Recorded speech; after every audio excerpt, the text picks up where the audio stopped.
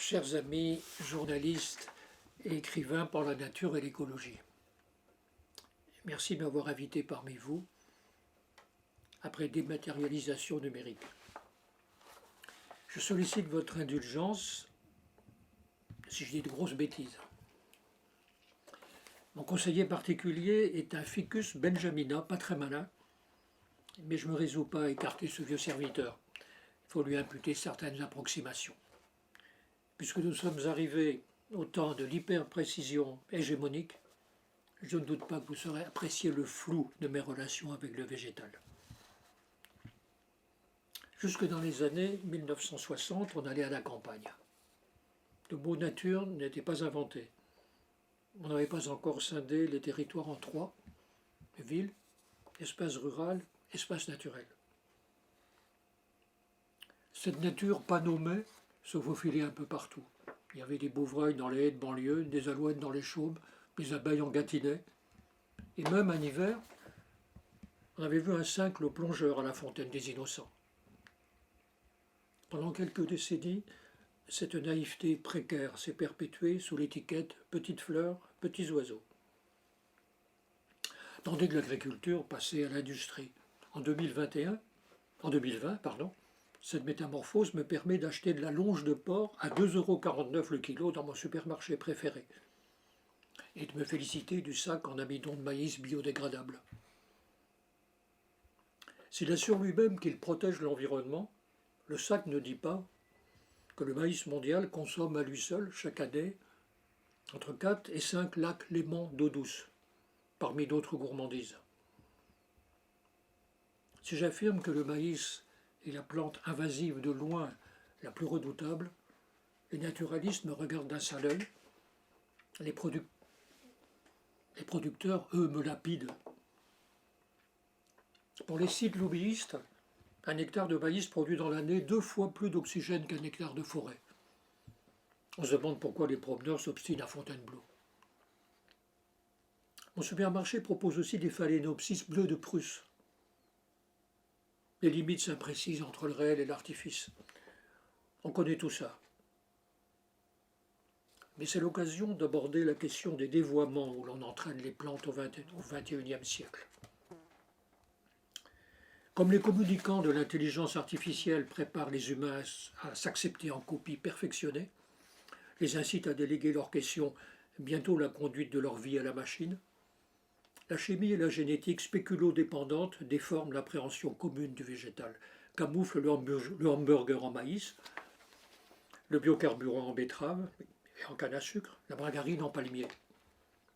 Sans parler des anti-maïs, anti-betteraves et anti-palmiers qui veulent me voir parler à mon ficus et demander aux chênes blancs de la colline s'ils sont prêts à l'émigration vers le nord. Doter les plantes exploitées de caractères jusqu'ici propres aux exploiteurs suffit-il à compenser la duperie? Puisque, dit le panpsychisme, la conscience est présente partout, du caillou au cortex frontal, qu'elle finira bien par se manifester dans l'appréhension d'elle-même au croisement de plusieurs algorithmes d'apprentissage profond, pourquoi ne la rencontrerait-on pas à un stade avancé dans un chêne ou un roseau? Les plantes ne sont-elles pas des big data depuis longtemps analysées par les abeilles et les papillons? Comme ces bêtes-là n'en ont plus pour longtemps, il est urgent que les humains prennent la relève. Les plantes doivent devenir des interlocutrices à la hauteur. À l'ère du mal climatique, la chute de la multiplicité vivante croise à la fois la volonté de substitution d'intelligence artificielle à la forme humaine native et la supposition d'intelligence dans le végétal. C'est une coïncidence curieuse. Qu'est-ce qui inquiète? Avons-nous à ce point perdu l'usage de notre intelligence qu'il faille en rechercher dans le décor végétal enfin connu pour lui-même une expression pure, entièrement bienfaisante, capable de nous absoudre? Fallait-il attendre le malaise des acteurs pour comprendre que le décor végétal avait aussi son propre texte à dire? Les primatologues et autres observateurs du comportement animal ont contredit le vieux dogme qui distribuait les capacités cognitives en deux domaines bien distincts, celles des humains et les autres. On se représente maintenant l'intelligence comme un continuum, de la pieuvre aux humains, des corvidés aux éléphants. Chaque groupe dispose de modes d'appréhension et de traitement des choses, de l'autre, voire de soi, qui chevauchent plus ou moins ceux d'autres groupes, parfois très éloignés dans la classification. C'est un humain qui le rappelle, grâce à une pensée réfléchie se percevant pensante. Ce sont les humains qui parlent, et par le continuum. Parmi les êtres maintenant dits sentients, les humains sont les chargés de dire. Sans leurs paroles, pas de commentaires, pas d'histoire. Si c'est s'avouer spéciste que de reconnaître chez les humains non seulement la possibilité, mais la charge du commentaire, alors c'est un spéciste qui parle. Parler est spéciste. Les humains ont longtemps et seulement vu dans les plantes des matériaux, des aliments, des remèdes, produits à grande distance dans leur repère de compréhension, dans un rapport au temps différent du leur. Pendant des millénaires, pour les sociétés, cet à côté du monde n'a pas eu de vie propre. C'est quand arbres et forêts sont voués à des dieux qu'ils deviennent sacrés. On a rêvé un temps où les bêtes parlaient, pas celui où les plantes parlaient. En 2020, l'écosystème terrestre est dans un état suffisamment critique pour qu'on en arrive à appeler les plantes elles-mêmes à la rescousse. C'est une guerre perdue d'avance, celle où l'on en arrive à remobiliser les blessés. La découverte de la respiration végétale à la fin du XVIIIe siècle, qui révélait la production diurne de l'oxygène indispensable à la vie animale, n'a pas empêché les grands déboisements des XIXe et XXe siècles. Tandis qu'au XXIe, l'aptitude des végétaux à fixer le carbone atmosphérique, longtemps restée la seule affaire des biologistes, est invoquée en toute occasion au débat de l'effet de serre. Les forêts se creusent en puits de carbone, vide supposé sans fond. Brûler du bois, dit bois énergie, est éco-responsable. En attendant qu'on ait mis au point les essences à croissance rapide et bons rapports caloriques qui remplaceront les forêts obsolètes, on importe du bois d'Amazonie. Déjà ça de soustrait aux incendies bolsonaresques. Biomasse est un mot fétiche. C'était à l'origine un terme de l'écologie quantitative qui estimait le poids des organismes d'un type donné dans un milieu donné. Au XXIe siècle, il sert à verdir les centrales thermiques recyclées responsables. En 2020, biomasse désigne ce qui, d'origine végétale ou animale, peut produire de l'énergie. Curieuse énergie verte, celle qui fait abattre et brûler les forêts sous prétexte de réduire les émissions de CO2. Remercier les élevages en batterie pour leur rapport à la méthanisation. L'adjectif vert est l'arbre qui cache une forêt noire. L'intelligence maintenant prêtée au végétal saura-t-elle contredire la conversion du vivant en mégawatts? Désormais investies d'aptitudes qui s'efforcent de les humaniser, les plantes n'en deviennent pas plus proches, ni intelligibles. On leur attribue des milliers de petits yeux, de petites oreilles, de petites bouches, des organes tactiles et olfactifs, une mémoire, des projets, sans parler des sens que nous ne possédons pas nous-mêmes. On en fait aussi des objets philosophiques exemplaires, des êtres, sinon libres, en tout cas inventifs malgré leur immobilité constitutive. Tirer la vie végétale vers le modèle animal, tenter d'en expliquer les raisons comportementales au regard de notre propres aptitudes, ajoute à l'anthropocentrisme qu'on prétend corriger. Comme si, dans le propos universel d'explication, on ne pouvait pas laisser les plantes à leur absolue altérité. Perdues dans un monde à la fois désacralisé et surexpliqué, où il devient impossible d'accéder à une forme de tranquillité, nous en appelons à ce qui du dehors pour nous indiquer les repères de cohérence. Comme les dieux se sont détournés, qui nous donnaient, au pire, la soumission au destin, au mieux justifier les raisons du malheur, il nous faut réduire les espaces d'inconnaissables ou couper préventivement ceux des questions. À défaut d'accepter la singularité de ces plantes dont tout l'écosystème terrestre dépend, nous en fabriquons une version humanisée, supposant peut-être que leur entrée au club des destructeurs pourrait contribuer à réduire les destructions. C'est une curieuse façon de se faire pardonner que d'attribuer à la victime des qualités qui pourraient la faire mieux connaître du bourreau.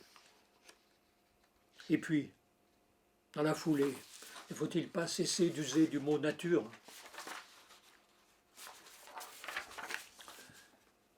C'est une valise verbale des voyageurs égarés de l'Anthropocène, devenu le fourre-tout des paniques universelles. Après avoir servi et qualifié ce qui était quelque part, au loin, intouché, préservé à jamais, c'est devenu un mot de doute. N'évoque-t-il pas à la fois l'abîme, l'abîmé, le désiré, le menaçant, le champ sans pesticides, la tourbière où les drosseras vivent leurs dernières années, le magasin bio, le cyclone, l'inondation, la randonnée, la station d'épuration, le coquelicot? C'est où la nature? Si ce n'est pas partout, c'est nulle part. Si c'est partout, il faut commencer par ne plus la fractionner. La nature qui commence à ma porte n'attend pas de nom, mais du partage de confiance. Arrêtez d'expliquer au prétexte d'aider à mieux comprendre. Le plus important est bien connu, décrit, analysé, modélisé, et les conclusions sont sans cesse reportées à plus tard. On en sait largement assez sur la vie des plantes pour les accompagner sans les conduire, pour en employer l'offre sans les soumettre à la contrainte. On en sait largement assez en biologie pour changer les modes de production agricoles et forestiers.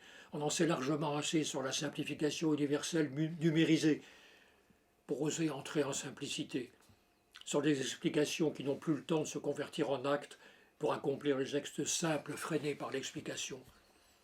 On en sait largement assez sur la conversion verte du capital, stratagème de ceux qui veulent surtout ne rien changer à l'écosystème spéculatif.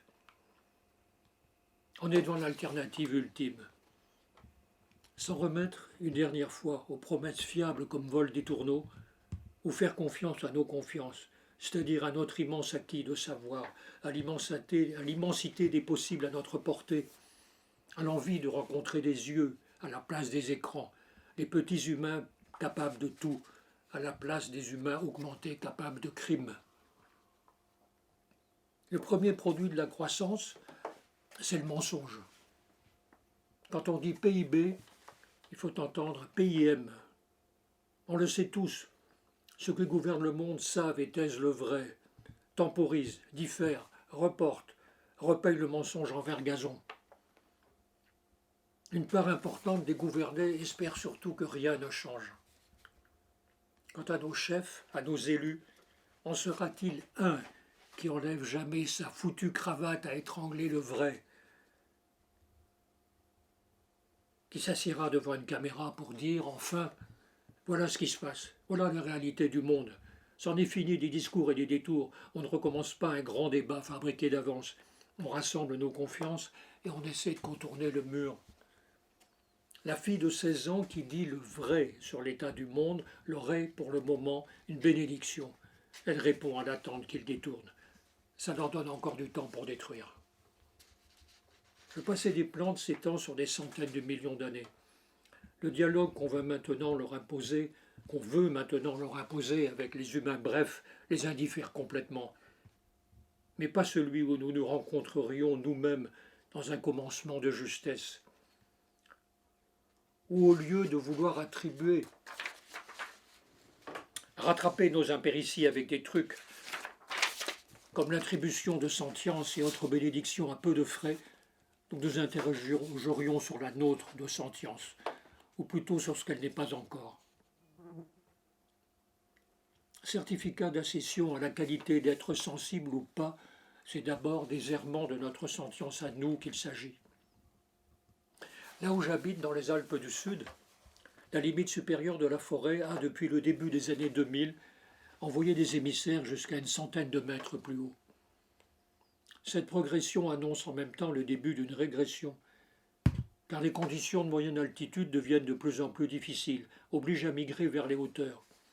Mais il se trouve que dans la région, les plantes montagnardes ne peuvent pas monter plus haut que 2000 mètres. Pas davantage que les plantes, nous, les humains, n'avons plus, dans l'ordre matériel, d'altitude supérieure où repousser nos limites. Tout est déjà occupé. L'ordre de la pensée, lui, n'a pas de limite supérieure. Prétendre que l'intelligence artificielle est désormais le seul recours pour changer le monde, c'est accepter la disparition de toute vie à l'étage des confiances. L'intelligence artificielle se contrefout du réchauffement, cette affaire de petits humains. Chacun héberge dans sa poche un petit outil à nier la confiance. Du moins, à défaut d'extrême onction, peut-on mourir sous l'œil complice d'un selfie? Ce qui est indispensable au changement du monde, c'est l'intelligence humaine contre la logique des machines, la simplicité contre la simplification, la compréhension contre la surexplication, la confiance contre le soupçon, la traduction contre l'hermétisme, le partage contre l'orgueil. Sans avoir besoin de rien se faire expliquer, les plantes ont construit un décor cohérent, un monde où elles vivent leur vie magnifique. Après que nous l'avons saccagé, il nous reste pourtant à y construire l'ultime possibilité de bien. Merci de m'avoir écouté.